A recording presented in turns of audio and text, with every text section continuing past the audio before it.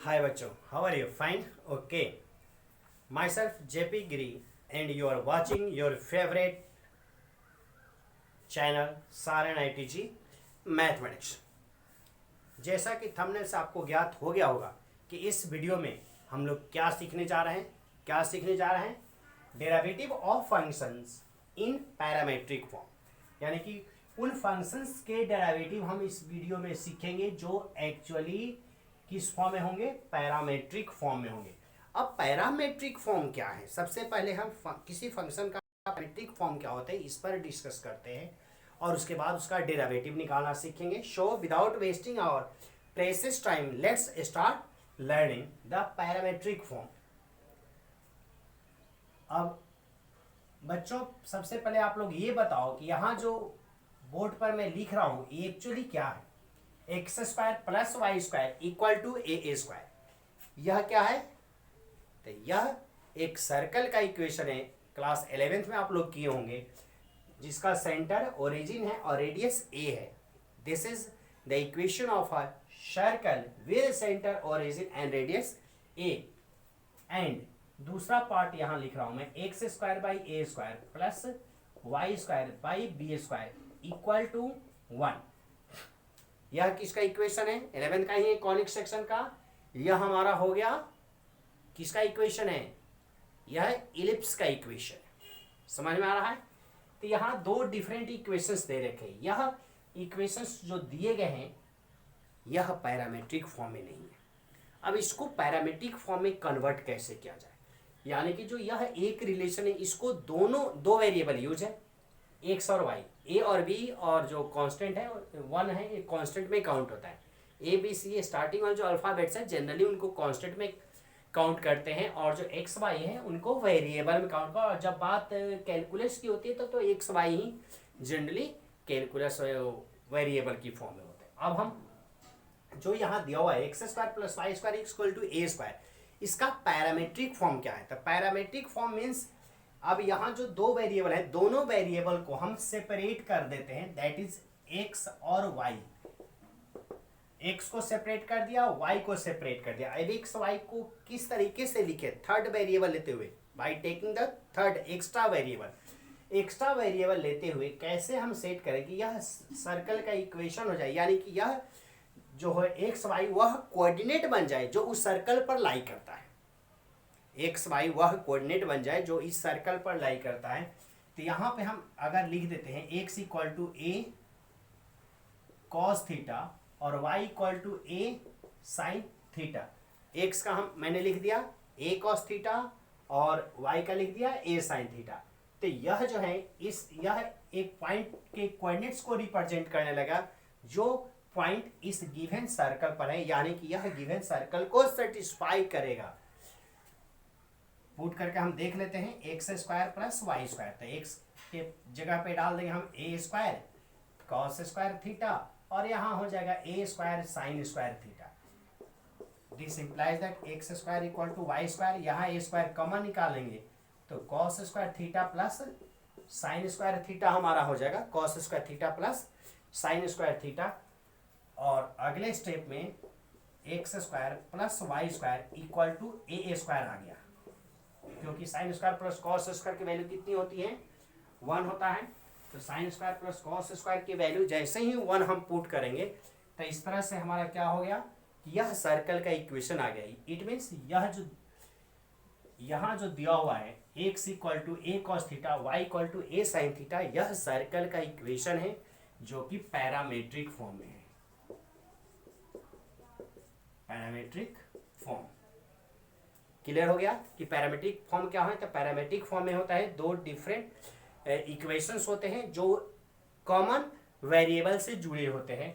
X और Y दो different equation है, दो डिफरेंट फंक्शन है जो कॉमन वेरिएबल थीटा से जुड़े हुए। इसी तरीके से अगर ये इस इलिप्स को हम पैरामेट्रिक फॉर्म में लिखने जाएं तो एक्स इक्वल टू हो जाएगा ए कॉस थीटा और वाई इक्वल टू होता है बी साइन थीटा। इसमें एक्स के साथ ए से मल्टीप्लाई होता है और साइन के साथ साइन वाले में बी से और कॉस वाले में ए से मल्टीप्लाई होता है। पुट करके हम चेक कर सकते हैं x square by A square plus Y square by B square equal to 1 तो लाना ही है ना। यहाँ हम क्या करेंगे, जहाँ एक्स दे रखा है वहाँ पे a square cos square theta by A square और b square sine square theta by B square. इधर बी स्क्वायर से बी स्क्वायर कटा, ए स्क्वायर से स्क्वायर और cos square plus sine square equal to 1। तो इस तरह से हमने देखा कि यह जो इक्वेशन दिया गया है यह इलिप्स का इक्वेशन है। तो बच्चों आप लोग बहुत आसानी से सर्कल और इलिप्स के इक्वेशन जो पैरामेट्रिक फॉर्म है उसे समझ लिए। अब इस पैरामेट्रिक फॉर्म को कैसे डिफरेंशिएट करना और यहाँ से dy बाई डी एक्स कैसे निकालना है, यह इस वीडियो के माध्यम से हम लोग सीखेंगे। तो स्टार्ट हम करते हैं exercise 5.6 of your text book.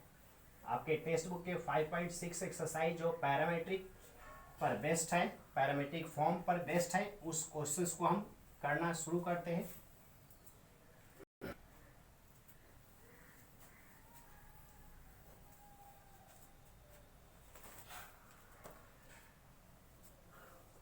Exercise 5.6 बहुत ही आसान एक्सरसाइज है।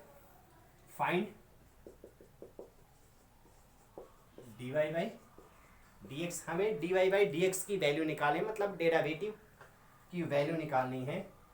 If x equal to 2at square and y equal to at raise to power 4। यहाँ दो फंक्शन जो है वो पैरामेट्रिक फॉर्म में दे रखा है, इसको डिफरेंशिएट करना और dy बाई डी एक्स की वैल्यू निकालनी है। सॉल्यूशन लेंगे तो सबसे पहले हम गिवन लिखेंगे। Given x equal to X वाले पार्ट को लिखते हैं, सेपरेटली दोनों को डिफरेंशिएट कर देंगे। किसके रेस्पेक्ट में, तो जो कॉमन वेरिएबल है। कॉमन वेरिएबल क्या है, t के रेस्पेक्ट में। t जो है थर्ड वेरिएबल यहाँ लिया गया है, a जनरली कांस्टेंट लिया जाता है, मैं पहले ही बता चुका हूँ। तो इसको जैसे ही डिफरेंशिएट करेंगे, differentiating with respect to t के रेस्पेक्ट में इसको डिफरेंशिएट x वाले पार्ट को, तो हमें मिलेगा dx बाई dt और इधर हो जाएगा 2a t स्क्वायर का हो जाएगा 2t और इधर से 4a t हो गया। यह डेरिवेटिव हो गया हमारा किसका, x का। दो पार्ट में दे रखा है, फर्स्ट पार्ट का डेरिवेटिव निकाला है। सिमिलरली हम सेकंड पार्ट को डिफरेंशिएट करेंगे। सिमिलरली अब dy बाई dt निकालेंगे, या इट मीन सेकंड पार्ट को t के रेस्पेक्ट में डिफरेंशिएट करें जो कॉमन वेरिएबल है, थर्ड वेरिएबल। तो dy बाई dt हो गया, यहाँ a हो गया और t रेज टू पावर 4 का डेरिवेटिव पावर फॉर्मूला लगाएंगे तो 4 बाहर हो जाएगा और t की पावर 3 यानी कि 4a t क्यूब आ गया। अब इसका डेरिवेटिव निकालना है। नाउ हमें तो निकालना था dy बाई डी एक्स, तो dy बाई डी एक्स के लिए क्या करेंगे, हम यहाँ लिख देंगे dy by D x. dy by D x लिख चुके हैं। अब dy बाई डी एक्स के लिए क्या करना होगा कि dy बाई dt को dx बाई dt से डिवाइड कर देंगे। dy बाई dx को dx बाई dt से डिवाइड कर, क्योंकि dt से dt का कैंसिल हो जाएगा। करके देख लेते हैं यहाँ dx बाई dt, तो dt से dt कट जाएगा और हमारा रिजल्ट आ जाएगा। अब दोनों की वैल्यू, दोनों को अलग अलग सेपरेट सॉल्व कर चुके हैं, उन दोनों वैल्यूज को यहाँ राइट डाउन कर देंगे। 4a t की पावर 3 हो गया dy बाई dt का और dx बाई dt का यहाँ 4a t दे रखा है, तो 4a से 4a कट गया, t से t कट जाएगा और यहाँ हमारा रिजल्ट बन गया t स्क्वायर। तो बच्चों इस तरह से हमने पैरामेट्रिक फॉर्म में अगर कोई फंक्शन दिया हुआ है तो उस पैरामेट्रिक फॉर्म को किस तरह से डिफरेंशिएट करना है, तो सेपरेटली दोनों पार्ट को अलग अलग डिफरेंशिएट करेंगे और dy वाले फंक्शन को dx वाले फंक्शन से डिवाइड करके, और इस तरह से हमारा dy by D x that is derivative of y with respect to x निकल जाएगा। एक और एग्जांपल लेते हैं ट्राइगोनोमेट्री वाला।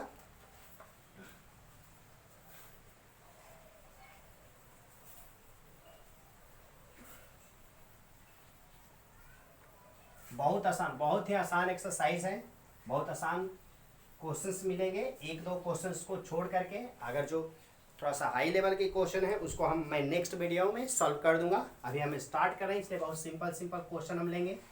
Now we to take the second question. Find dy by D x. If x equal to, x का दे रखा है a cos theta, a cos theta, और वाई इक्वल टू दे रखा है बी साइन थीटा। तो x equal to A cos theta और y equal to b sine theta actually किसका है, अभी भी किए थे, किसका इक्वेशन है, या इलिप्स का इक्वेशन है। इलिप्स का इक्वेशन है जो पैरामेट्रिक फॉर्म में है। अब यहाँ सॉल्यूशन हम करेंगे, सॉल्यूशन में गिवन करेंगे, राइट डाउन करेंगे दोनों को, x equal to A cos theta और y equal to b sine theta. एक बार हम क्वेश्चन में भी इसको राइट डाउन कर लेते हैं। डिफरेंशिएटिंग विद रेस्पेक्ट टू, यहाँ थीटा के रेस्पेक्ट में डिफरेंशिएटिंग, इसके जस्ट पहले वाले question, that is question number 1 में t दे रखा था थर्ड वेरिएबल, तो t के रेस्पेक्ट में दोनों को डिफरेंशिएट करते हैं। यहाँ थीटा दे रखा है तो थीटा के रेस्पेक्ट में करना है। और मैं जहाँ तक देख रहा हूँ कि इस पूरे एक्सरसाइज में और आपके जो बुक दे रखा है, टेक्स्ट बुक जो दे रखा है, इस बुक में या तो वेरिएबल t लिया हुआ है और नहीं तो थीटा, यानी कि या तो t के रेस्पेक्ट में डिफरेंशिएट आप लोग करोगे और नहीं तो थीटा के रेस्पेक्ट में डिफरेंशिएट करोगे। जैसे ही डिफरेंशिएट करेंगे हमें मिलेगा d x y d theta a into, अब कॉस थीटा का डेरिवेटिव होता है माइनस साइन थीटा, और इस तरह से हमारा माइनस ए साइन थीटा हो गया। अब दूसरे पार्ट की तरफ मूव करते हैं। सिमिलरली जब हम d y by d theta करेंगे तो बी एज इट इज हो जाएगा, और साइन थीटा का डेरिवेटिव हमारा होता है cos theta, that is b cos theta. तो इस तरह से हमने डिफरेंशिएट कर लिया। ओ क्वेश्चन ही गलत नोट हो गया है, सॉरी, क्वेश्चन गलत नोट हो गया है, क्योंकि क्वेश्चन में दोनों पार्ट में x equal to A cos theta दे रखा है, y equal to a b cos theta. दोनों पार्ट में जो टेक्स्ट बुक आपका क्वेश्चन है दोनों पार्ट में कॉस ही दे रखा है, बट उससे कोई अंतर नहीं पड़ता। हमें क्वेश्चन को सीखना है तो साइन को लेकर ही सॉल्व कर लेते हैं। आप लोग अगर इस बुक के क्वेश्चन बनाएंगे एनसीईआरटी के, तो यहाँ कॉस लिखेंगे, कॉस का फिर अगेन यहाँ साइन आएगा। क्लियर हो गया? यानी कि इस क्वेश्चन के अकॉर्डिंग हमारा आ गया now, according to this question हमारा d y by D x की वैल्यू निकाले हैं। हमें तो d y by D x निकालना था, क्वेश्चन में दे रखा है d y by D x निकालना। तो d y by d theta को d x by d theta से डिवाइड करेंगे, तो d y by d theta को हम d x by d theta से डिवाइड कर देंगे, और जैसे डिवाइड करेंगे हमारा रिजल्ट आ जाएगा d y by D x. अब d y by d theta कितना दे रखा है, यहाँ बी कॉस थीटा दिया हुआ है, यहाँ माइनस ए साइन थीटा दे रखा, और इस तरह से minus b by a cot theta, और यह हमारा रिजल्ट हो गया अकॉर्डिंग टू दिस क्वेश्चन। इस क्वेश्चन के अकॉर्डिंग हमारा रिजल्ट आ गया। तो बच्चों मैं आशा करता हूँ कि आप लोग पैरामेट्रिक फॉर्म वाले फंक्शन का डेरिवेटिव सीख गए होंगे। जो फर्स्ट लेवल के क्वेश्चन है उनको इतना से आप लोग सीख गए होंगे। तो प्लीज़ इससे रिलेटेड जो भी क्वेश्चंस है आप लोग बनाइए, और जो इसमें जो हायर लेवल के क्वेश्चन है दैट इज क्वेश्चन नंबर 7 है, 8 है और 11, 2-3 क्वेश्चन इस आपके टेक्स्ट बुक में भी है, उसका सॉल्यूशन मैं नेक्स्ट वीडियो में अपलोड करूँगा। तब तक keep waiting, keep watching and keep learning.